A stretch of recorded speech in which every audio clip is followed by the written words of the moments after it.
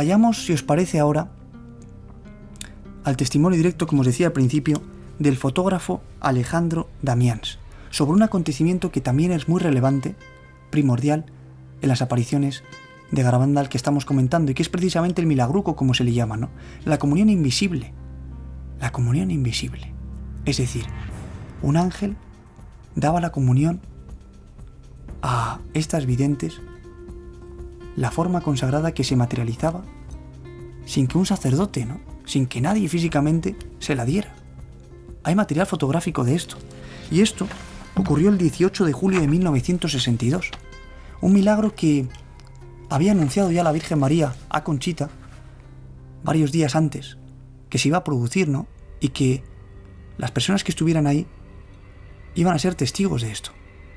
Claro, Conchita y las niñas, ¿no?, hicieron correr la voz de esto en Garabandal y en los alrededores. Es decir, esto va a ocurrir, la Virgen nos ha anunciado esto, está de este día aquí, 18 de julio, porque va a acontecer este fenómeno sobrenatural que nos va a reforzar en la fe, ¿no? Y que la Virgen ha dicho que va a ocurrir. Bien, pues uno de los presentes, más entre 2.000 y 3.000 personas estuvieron ahí aproximadamente, pues una de esas personas era precisamente este fotógrafo, Alejandro Damians, ¿no? Con su cámara fotográfica nos cuenta lo que él vivió ahí. Y es lo siguiente lo que vivió. Conchita estaba en el piso superior, en compañía de una prima y un tío, cuando fue arrebatada en éxtasis. La primera noción que tuve de ello fue al verla bajar las escaleras a gran velocidad, con la expresión clásica que endulza y embellece sus rasgos. Cuando atravesó el umbral, la multitud que aguardaba frente a la casa se abrió lo suficiente para dejarla pasar, y a continuación se arremolinó a su alrededor como un río que rebasa los márgenes e inunda todo cuanto se halla en su camino. Vi gente que caía al suelo y era pisoteada por los demás, aunque por lo que he podido saber no hubo daños personales.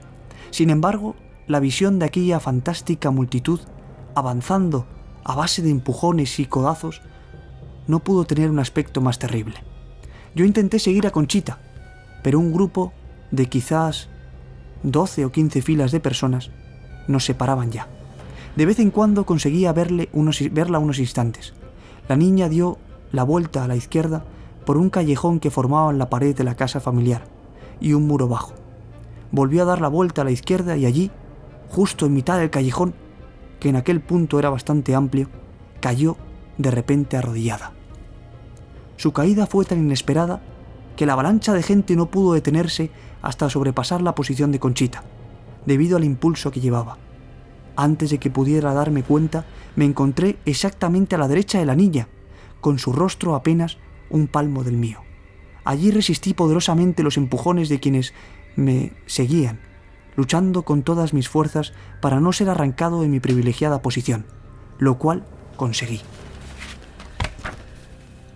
Los apretujones cesaron gradualmente y se hizo una relativa calma.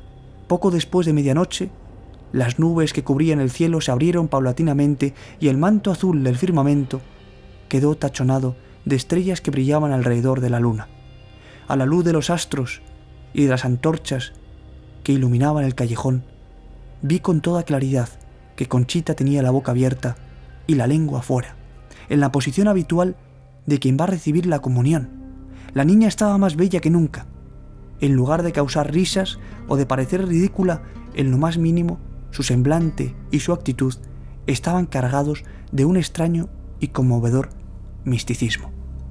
De repente, sin que se supiera muy bien cómo, y sin haberlo advertido en realidad, sin que hubiera el menor cambio de expresión en el rostro de Conchita, la sagrada forma apareció sobre su lengua. Fue algo totalmente inesperado. No parecía haber sido depositada allí, sino que más bien lo describiría diciendo que se había materializado sobre la lengua de la niña, con mayor rapidez de la que el ojo humano podía captar. Palabras textuales de Alejandro Damians, fotógrafo de Barcelona, que acude allí 18 de julio de 1962, que se queda sobrecogido y que da fe de lo que vivió él y tantas personas, ¿no?, que estaban conmocionadas ante este acontecimiento sobrenatural. Pero es que no es que lo dijeran con palabras solo, sino que este hombre pudo hacer, en la oscuridad de la noche, una serie de fotografías que luego la propia iglesia le dijo que si podía darlas, ¿no?, para la investigación de estas apariciones marianas. Fotografías que se conservan, ¿no?, y que son la prueba fehaciente de que esto ocurrió tal y como se relata.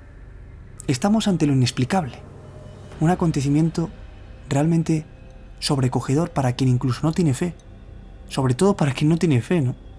A ver cómo explica esto, ¿no? Muchas personas, expertos, médicos, científicos, se han propuesto explicarlo, pero humanamente es incomprensible. Solo desde una óptica trascendental, espiritual, uno puede realmente rendirse a la evidencia y aceptar que esto ha podido ocurrir. Ha podido ocurrir para bien. Ha podido ocurrir porque son los hechos que se comentan, ¿no?, documentados, la historia. Y Garabandal no es algo que ya ha pasado, no es de los años 60. El mensaje de Garabandal es muy actual en estos tiempos que estamos viviendo, ¿no?, de cómo está la iglesia, de cómo está el mundo, la sociedad. La Virgen María da una serie de mensajes que uno se queda sobrecogido. No hemos entrado en los mensajes, ¿no?, pero ya con estos acontecimientos uno se queda asombrado.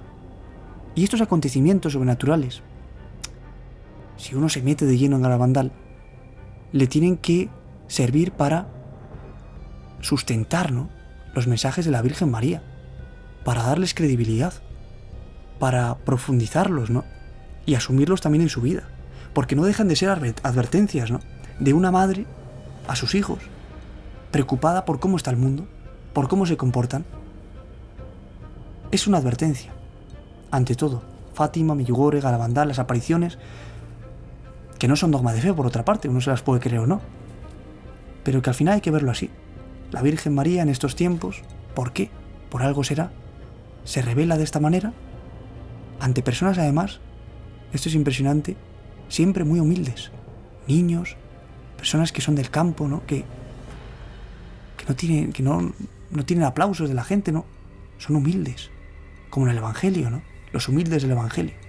Pues esta es la historia, o al menos una parte de la historia de Garabandal, que es muy amplia, pero que es muy interesante seguir dando voz, ¿no?, exponerla aquí, ya cada uno que extraiga sus conclusiones, ojo, que uno se lo puede creer o no, pero esto es lo que ha acontecido en Garabandal. Algunas de las cosas que acontecieron entre 1961 y 1965 en esta remota aldea, San Sebastián de Garabandal, en Cantabria, que se está convirtiendo, ya en su día se convirtió, pero a día de hoy, en pleno siglo XXI también, en un foco de atención para tantos fieles que acuden ahí. ¿Para qué? Para ponerse en presencia de la Virgen, para prepararse, ¿no?, para lo que se nos viene. ¿Qué se nos viene? Bueno, pues momentos difíciles, ¿no?, pero también para prepararse para lo que se nos viene a todos. ¿En cuanto a qué? En cuanto a que vamos a morir en algún momento, ¿no?, y debemos prepararnos para la otra vida que nos espera.